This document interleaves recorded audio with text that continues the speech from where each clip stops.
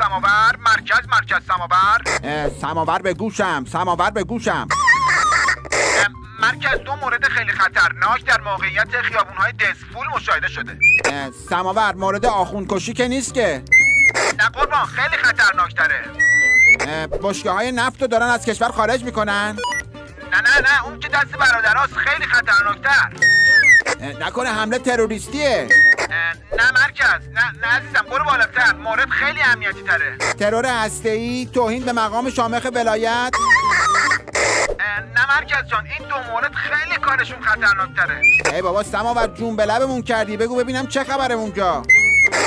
مرکز همکنون 2 دختر جوان در حال موتورسواری در ملأ عام رویت شدن. مفهومه؟ 2 دختر در حالت موتورسواری. یا خدا، یا خمینی، یا مرجع تقلید، یا اهل بیت رهبری، وا اسلاما، وا اسفا. سماور جان اصلا نگران نباشید، روحیه خودتونم حفظ کنید تا چند دقیقه دیگه کلیه واحدهای اضطراری امنیتی ضد شورش همراه با تجهیزات به محل اعزام خواهند شد. سنگر رو حفظ کنید، مفهومه؟ یا دل مقام عظما.